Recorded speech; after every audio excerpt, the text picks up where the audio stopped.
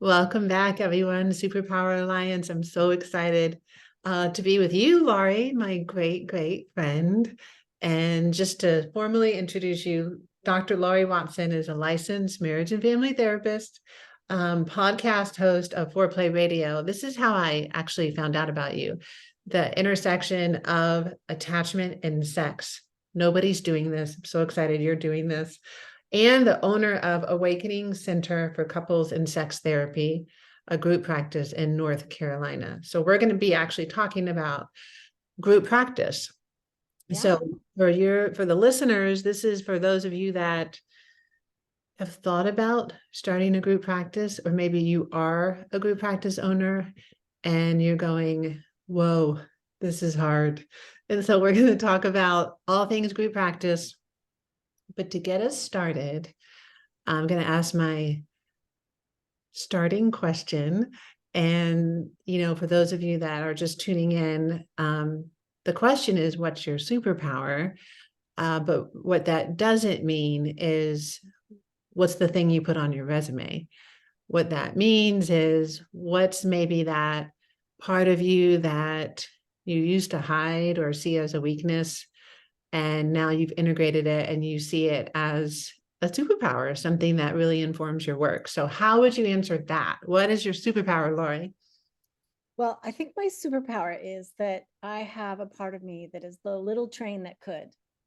I'm very persistent and determined and a bit dogged. I have had innumerable setbacks in my business and in my career. And I often just, kind of pout about it for a day and then I regroup and I'm like, okay, how am I going to get to where I want to go? And so I just see myself as kind of chugging along, and eventually getting somewhere that I want, usually, often. Oh, I see you like crushing it. Oh, And thank you.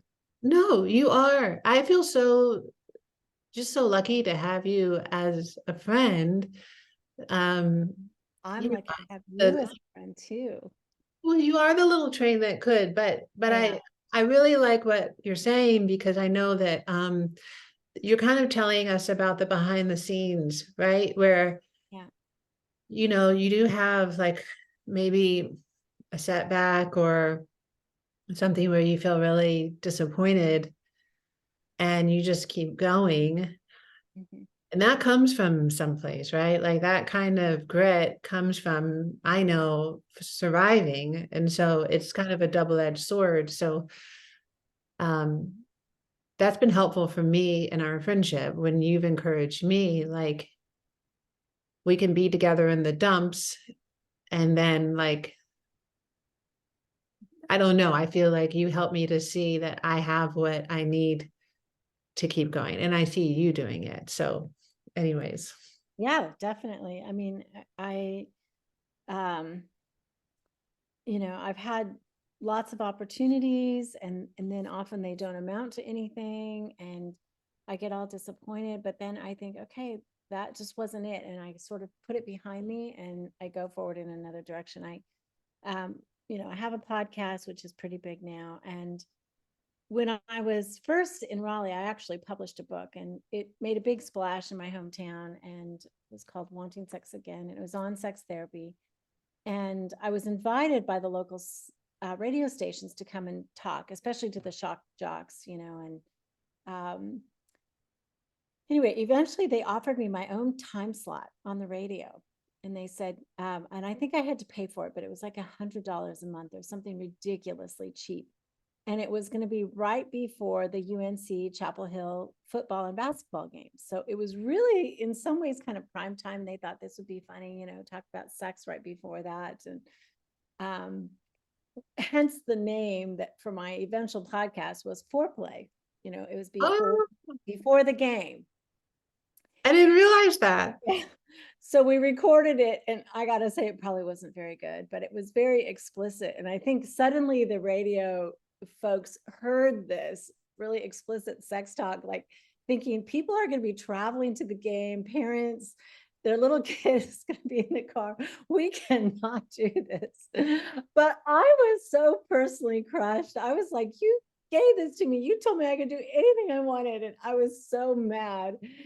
And just like really rejected, because these were people who had known me and I'd been on their shows for a number of years and stuff. And so anyway, I said, I'm just going to podcast, and then lo and behold, I really thought, well, I thought that what I was saying was kind of ordinary, and I still kind of think what I'm saying is pretty ordinary, and that it's common sense in terms of how people organize sexually and emotionally. But not everybody thought that, and eventually it kind of grew pretty big. So that was just a setback, and then I reset and said, well, I'm just going to do this, and really had no idea if anybody would listen ever. I just decided I'll just do it. So I mean, that's a perfect example of a moment in time where you really could have just given up and said, well, it's not meant to be, or maybe I don't have what it takes, or something like that. yeah. And it had actually ended up exactly like it needed to. And what it is now is huge. I mean, how many downloads do you get, Laurie, off of your podcast? I think we're closer now to about 11 million downloads. So we're getting there. Incredible. Incredible. Yeah. I mean, I just love that. Okay, so speaking A of lot of people want to know about sex. Of course. Well, and really not just sex, but attachment and sex. Yeah, That exactly. is, It's it's more than just titillating or something like that. I really wanted to help people solve the problem, and I think it comes from attachment theory. So yeah. uh, I mean, it's so needed, and I'm so grateful that you are the little engine that you kept going. But pivoting just a little bit, because we're going to be talking about group practice first, why don't you tell us a little bit about your group practice? And then maybe after that, we'll kind of go back to the beginning of how you started and decided to start the group practice. But what is it now? How big is it? Who are you? What are you about? okay. So I actually have two group practices. One is called Awakenings, and it's Center for Couples and Sex Therapy. I say it wrong. And the other one is Counseling Near Me. And they're both really throughout the state. We do online work throughout the state. One of them is insurance-based work, and the other is out of network. And Awakenings comes more from my work in sex therapy. The physicians and doctors of North Carolina know who I am and refer. And then I also do sort of market through Google Ads, which we can talk about later. But I think so it's always changing because people are coming and going. And so it's about 25 in Awakenings and about 8 or 10 in Counseling Near Me. So Okay, so 25 clinicians yeah, under clinic. you, and then 8 to 10 in your insurance base. Right. Yeah. And I know you have, you know, like you've really evolved, and you have a leadership team, you have you've come a long way in how you run your group practice and as you've grown. So that's exciting. Yeah. Yeah. Another sort of little train that could moment really was, you know, I think in the beginning I hustled quite a bit to develop my practice. I cold called every GYN in Raleigh and told them I'm a sex therapist and, just want you to know who I am and what I'm doing out here. And eventually, I got a little bit more work than I could handle. So I hired somebody to work with me. And then after that, I think I thought it was a good idea to hire more people. I probably operated without a profit for about 8 years. I mean, Wow. and I paid myself a lot less than I was paying my clinicians. I hadn't quite figured it out until this really pivotal moment that I was like, oh, I got to make a shift here because I'm doing, working 60 hours a week and they're making more money than I am working 20 hours a week. We got to figure this out. And Yeah. Okay, I want to know more about that. I mean, you sort of answered the question that I was wanting to know how this even started. And I think what I heard you say is that you just got busier than you could, like there was more demand than you could actually take on. And so you scaling was sort of the next reasonable step, which I think that's a lot of how I'm also a group practice owner. That's a lot of how it happens is it's like, okay, there's a ceiling here, right? Like I can either, this is as far as I can go realistically, or I can try to scale. But then it's not that simple, right? Like, so it always seems like it would work, like, right, you're going to take a percentage of work that you can't do, and this is just money coming in. And but for me, it was always the expenses kind of ate up the percentage that I received for a long time, until I kind of figured it out. But yeah, I mean, it was, I think part of me, I started for that reason. And I also enjoyed, you know, teaching people what I did know. That was good because I also would supervise these clinicians. So I would offer them work and supervision on top of it. right, yeah. So the community and the team and the sort of giving back in a way by supervising, being able to meet a need, not just by being in the chair, but also the supervision. Yeah, that right. So it was more to you than just scaling. Like there's a real enjoyment factor. So back to the thing about you not making a profit. Well, If you could go back, right? Because this is what a lot of people worry about and are scared about in starting a group practice, because this is, I think, what they hear, that it takes so long to really build, and maybe any business, before maybe it feels worth it or you're getting that return on investment. But what would, like, if you could go back to your old self before you started the group practice, knowing what you know now, what would you say? so this is maybe my cynicism, but I would say it takes a lot more money than you think it's going to take. I did it on a shoestring. I always shopped furniture bargains and found places to rent that were reasonable and all of that. But I didn't really realize how much investment it took to build the practice to this point. And so I think I might have said with a bit clearer eyes, look at this really carefully, because this is a big endeavor. And it kind of just was organic. And I wasn't as purposeful. I think I would have said, maybe get a business planner, somebody who understands business, because I was a therapist and I did learn business along the way and I had some mentors that helped me. But I really wished at the beginning that I had had sort of a business development plan. Like, okay, this is what it looks like. And this is how you're successful. Because I just kind of kept thinking, if I hire more people, more money will come in. And I didn't quite understand how to balance all of that. Mm-hmm. Yeah, no, that makes sense. Maybe you wouldn't have gone it so alone. Like you would have had more support just from the business aspect. Um, and that would give you like eyes wide open, like you really know what you're heading into and what it actually takes. Yeah, makes so much sense. Okay. Um, so what are the best things about having a group practice then and now? What are the things that um just make you so glad that you did it? I feel like I have, changed my state really, because I've produced a lot of good therapists over the years, trained them, and I feel very proud of that.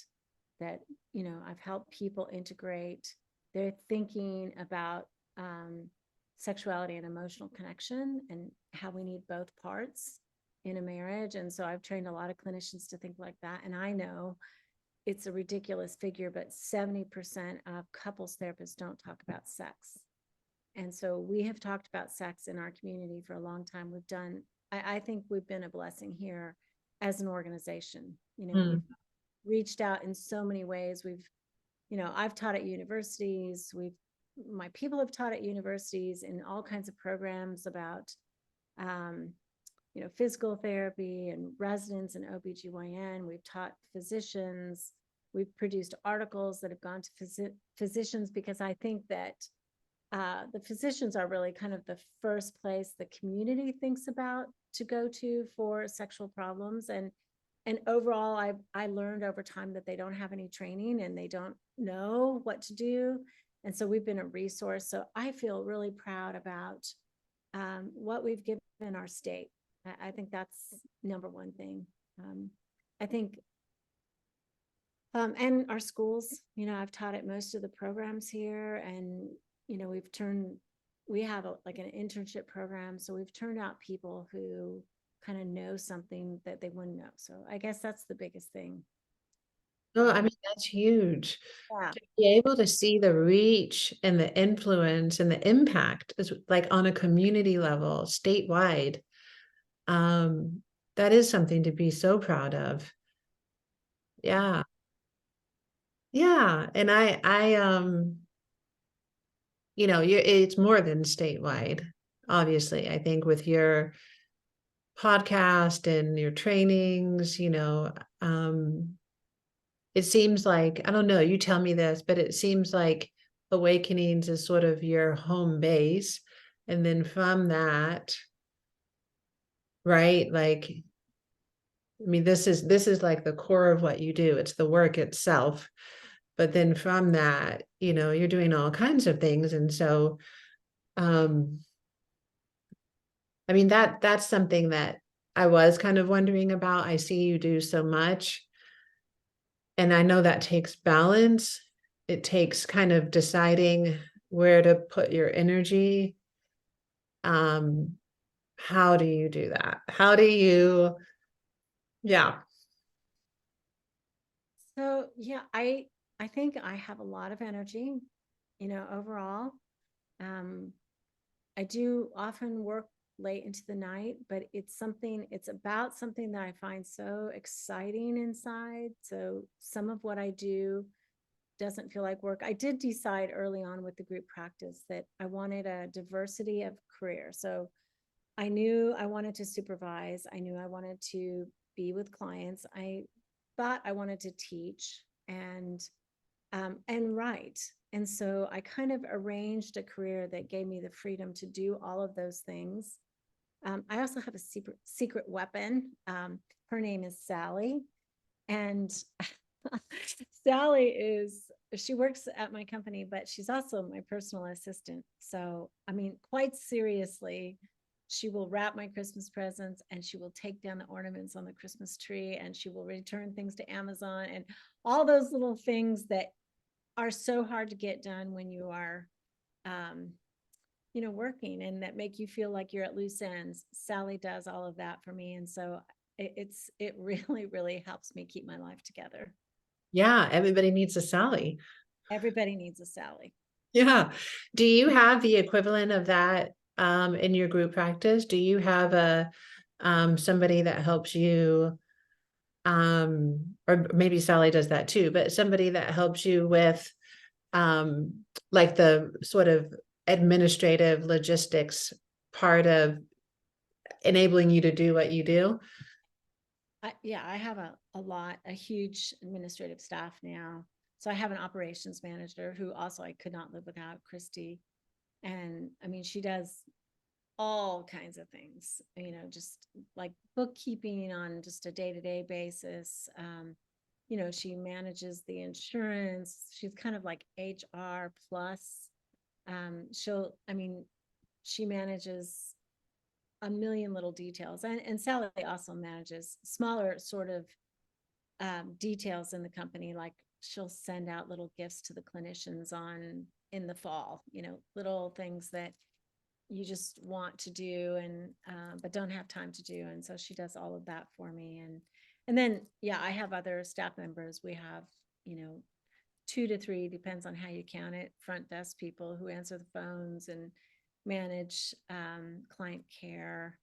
And then I have I've designed kind of a hierarchy. So I have leadership who I meet with every week, but they meet with their people every week. So they're in charge of clinical work and all the difficulties of managing a staff, like, do the clinicians have enough hours? Are they getting enough hours? Do they need more clients? Are they managing their schedule appropriately?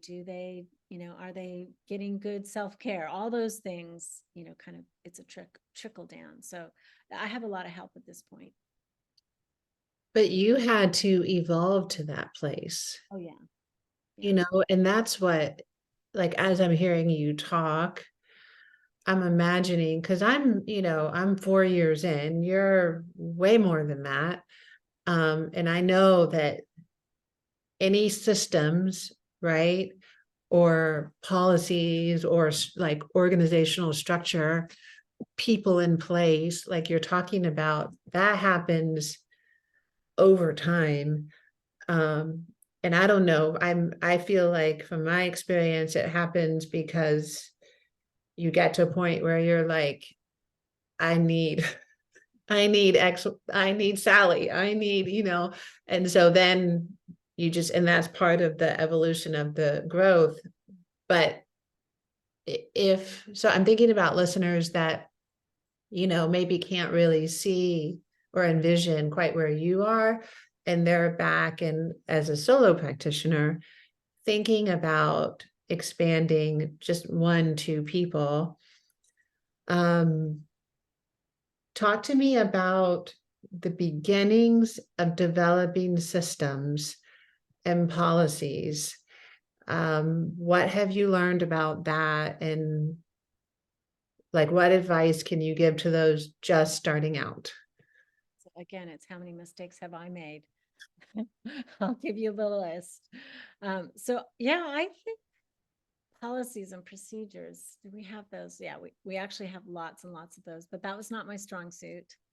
It kind of evolved as the need evolved. I would say the first person I hired was Christy, who organized my books. And the second person I hired was a front desk person who answered the phone, because I began to see that it was very, very hard to convert clients with a phone call back. By the time you called them back, they had found somebody else, or they didn't return your call, or all those things. So that money paid for itself. Having somebody answer the phone live more than paid for itself, because I kind of calculated, if she converts X many a day, how much more profitable will I be? And that was shocking. And it feels like a lot of money to pay somebody to do that when you've been doing it in the evening, calling them all back yourself. It's like, oh, do I really want to do that? But turning that over was super smart.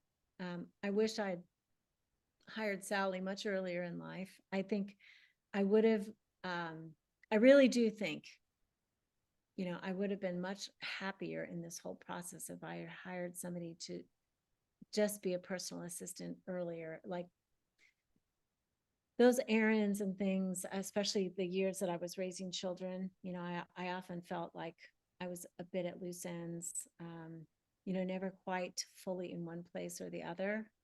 And that was frustrating to me. And so I think I could have done a better job at getting myself the help that I needed. Right. And, I think it was always for me kind of this game of, I don't want to give up revenue for something that I felt like I could possibly do. But I don't think I really had good work-life balance in the beginning.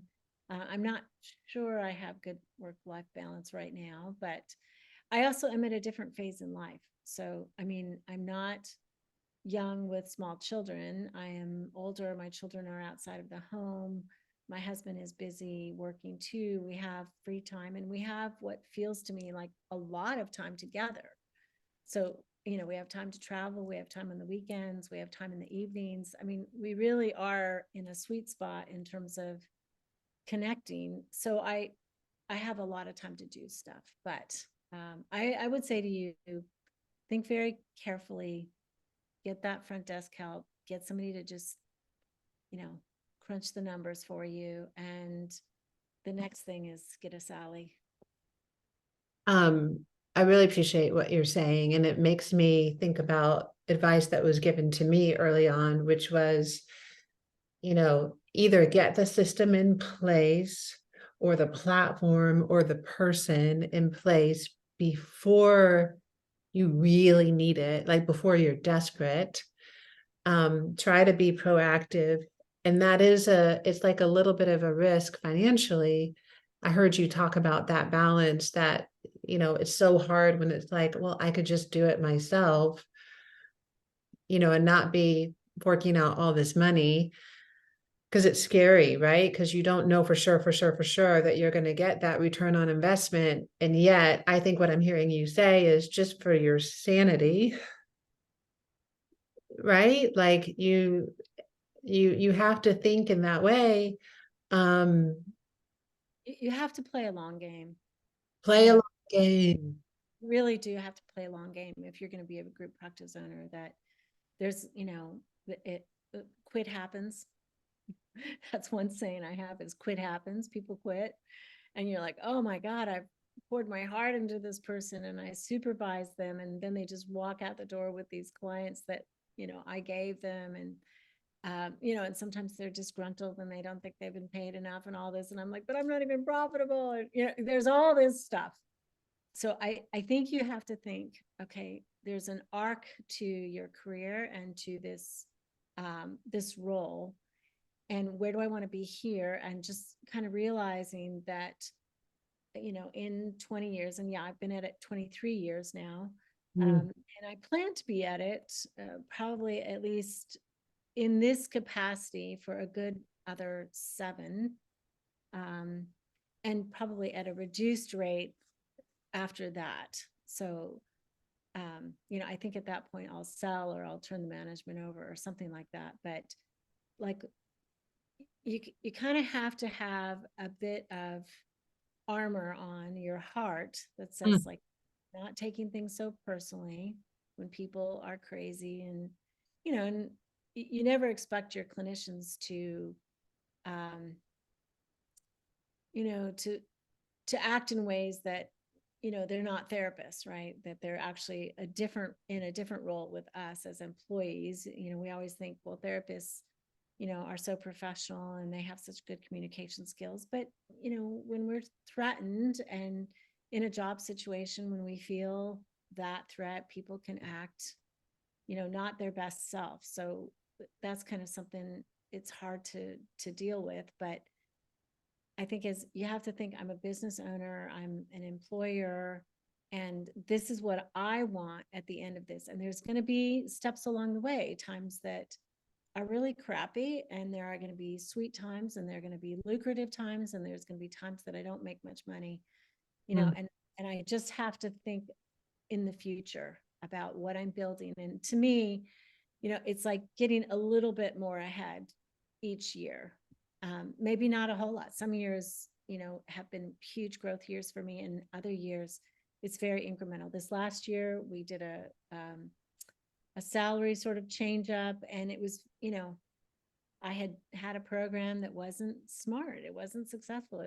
It did not make me any money. I thought it would help people and retain them, and we would all grow together, and it really turned out that I lost money, and so I had to change that, and lost a lot of people, and that was a setback. And so this year, we barely eked by, and but I'm also thinking, okay, but what's the long game? Because in 3 years from now, this is where I see we can be. And so I keep pitching that sort of end point for myself. That's what keeps me moving.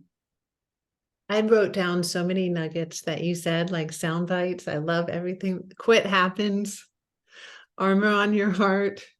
Play the long game. Like that. Wow, Laurie.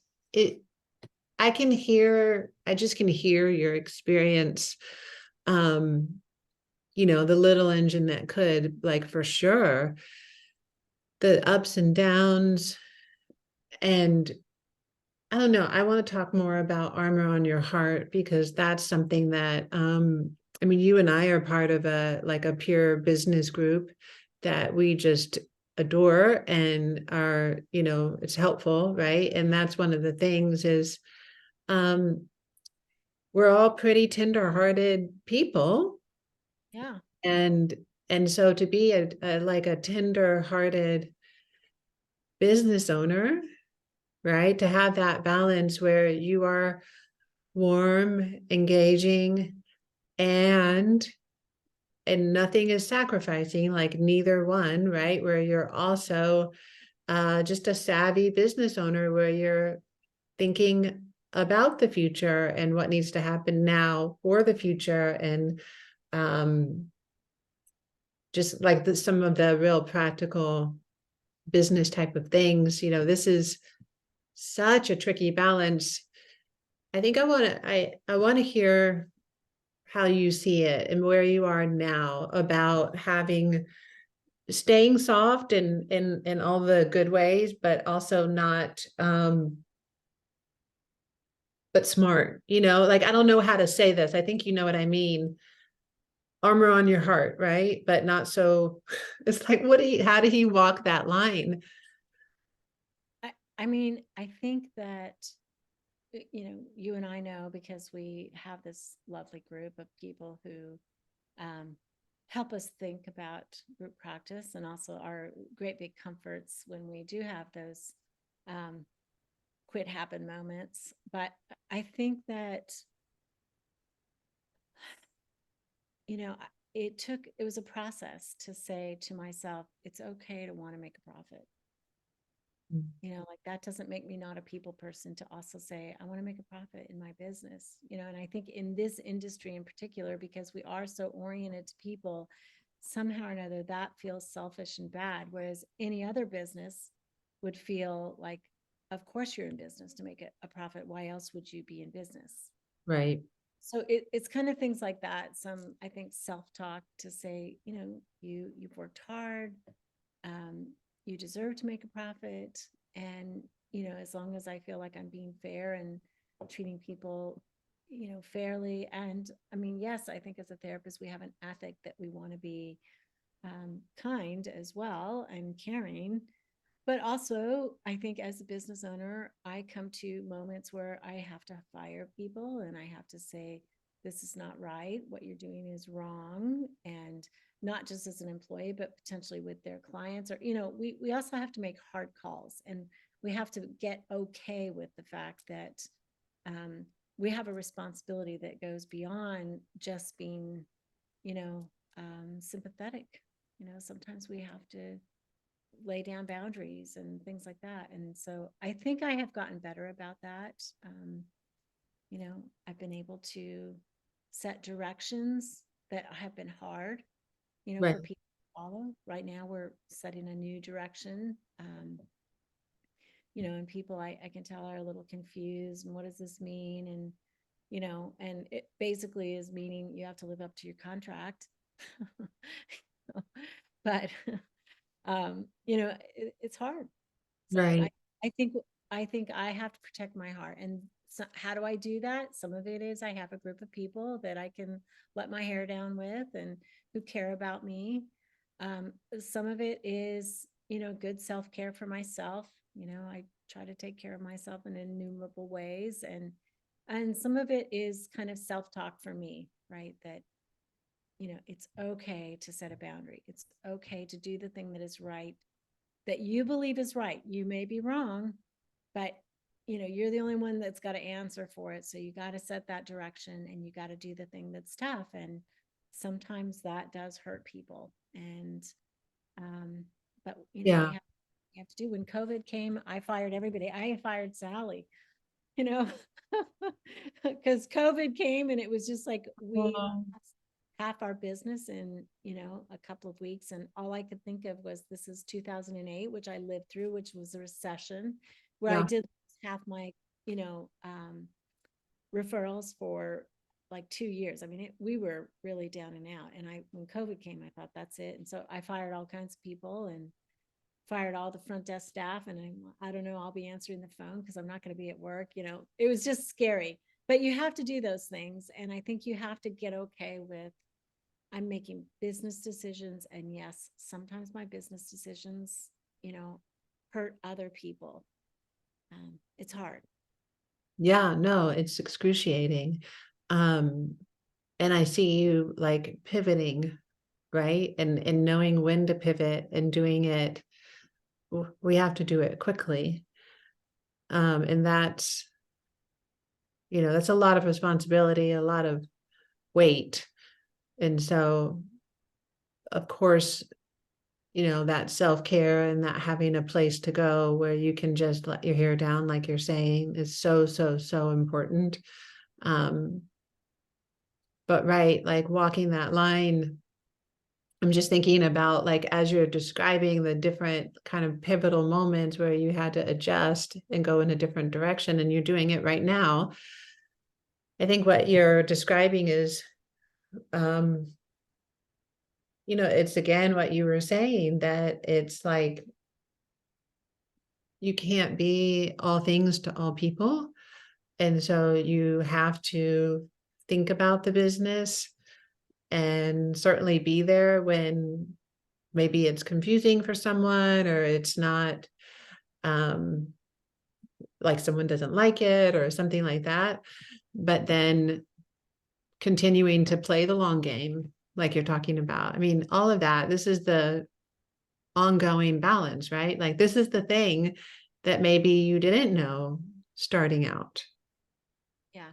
Oh, so much. I didn't know. Yeah. I will say, somebody said to me recently, "Oh, do you just like hate all that business stuff that you're doing?" And I'm like, "No, I, it's kind of, I've learned a lot. I Mhm. am more interested in the business aspects than I would have imagined Mhm. myself interested in, just the nitty gritty data and Mhm. about all that." So yeah. No, I agree. I surprise myself with how much I enjoy the business part of it. Um, I think it's fun. I think it's challenging, invigorating, and I'm with you walking that line. I want to do this in a heart-based way. And so it's great to see someone further down the road. I think the thing that really, just from our conversation today, that's standing out to me is how it's still about the work, because when you talk about the best Oh, part. and I use alcohol, just for the record. I just realized that, that there was the bar in the background. That's a good little shot. Here, I'll show the living room instead. That's your other secret weapon. It's my secret. Yeah. I actually don't drink very much at all, but we have piles from a party that we just had. So, oh, Like seeing yourself and seeing the background and going, oh, by the way. Um, but no, what I was saying is it's still about the work. Like for you, it's worth it because you are making an impact and you are influencing so many. It's that trickle down, right? It's like every therapist that's getting trained and all their clients. I mean, it's huge. It's a way further reach than just you as a solo practitioner. yeah. That's big. I mean, that's exciting. Thank you. Yeah. Yeah. I'm cheering you on. Um, any last, Much further ahead than I was at your stage, though, I will say. I don't know. Oh, Really? yeah. I think you are. Yeah. You're doing good. Well, maybe it's because I have you. Oh, maybe. I doubt that. I you had said, oh, go ahead, ask me your question. No, no, no. I want to know what you're gonna say. Train of thought left me. The little Well, train. I was actually wondering, like, as we wrap up, because I do want to know, I eventually want you to tell people where they can find you, and anything you want to promote. But before that, you know, as you imagine the listeners, like if you literally imagine a listener who's excited about starting a group practice, but also terrified, if you, what have we not shared that they need to hear? What have we not talked about that they need to hear? I know we could talk about, I mean, you could, days and days and days of marketing and systems and culture and um, all kinds of things, right? Clinical director and policies and all of this kind of stuff. But, you know, what stands out to you as, oh, yeah, that listener really needs to know this? Yeah, I think, you kind of have to know where you're going. If you're going to have a group practice, you're going to have mouths to feed, people who need clients. And so where are you going to get your referrals from? Hmm. Some people have a steady flow of referrals. And Kelly, you've done long, hard work in your community. You're well known. You have a great reputation. You have a really good, steady flow already, which is great. And I too did quite a bit of work in my community before I sort of became a bigger group practice. But I would say I put time, like scheduled time, into marketing. So when I, I always am thinking about that. I don't think that I don't count on it as being renewable. So somebody kind of said to me, if you cultivate 10 doctors and each of them gives you 2 clients a year, that's 20 clients. That's a lot. That could nearly build a caseload for some people. So I kind of thought about how I needed to get clients. And then I thought, okay, if it's those 10 physicians, how can I do that on a bigger scale? So that whatever it is I'm replicating, I replicate on a bigger scale so that I'm always growing. You Hmm. know, my few luncheons grew into multiple luncheons, grew into, lots of contacts with doctors, newsletters, other things that, like, I tried to really think, how can I always it's almost like a time tithe. I've always put in time into marketing Hmm. I to do love that. on a consistent basis, because maybe that one doctor who gave you 2 a year, maybe they will give you 6 a year, or maybe that person will be on maternity leave and the doctor will not be able to give you any that year. So I just thought of it as an activity. Right. It's like a given.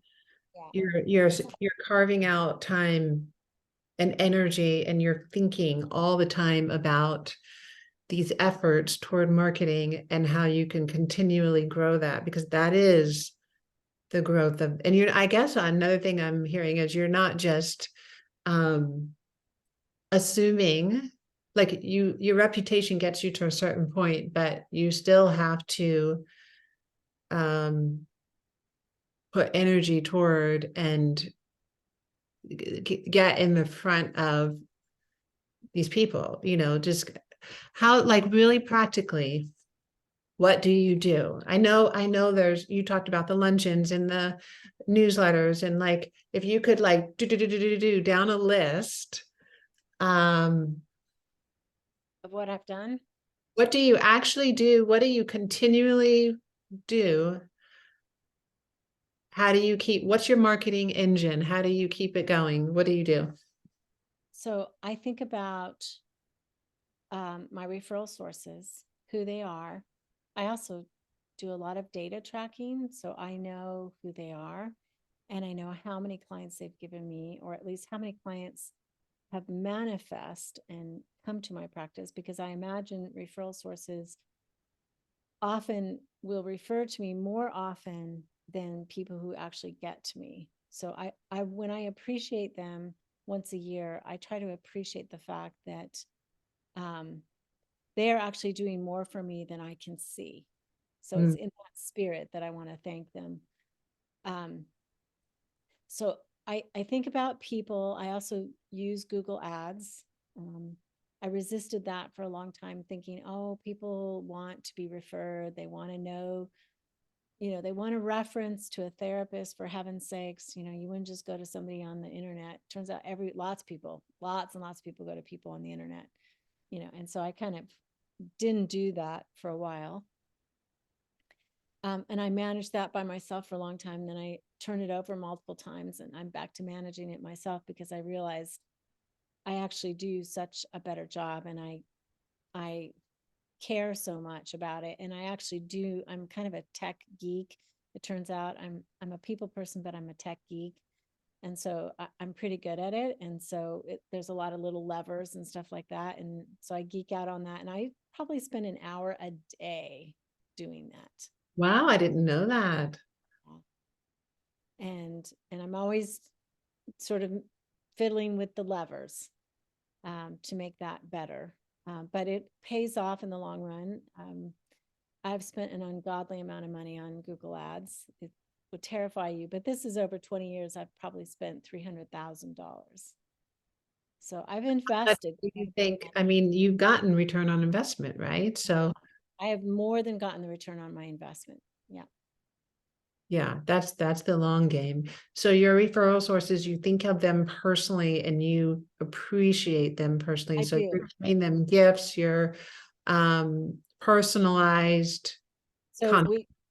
we do a lot for our referral sources. So we send resources to them that we think will help them. So we're educating them about sexuality and couples work, and hoping to help them.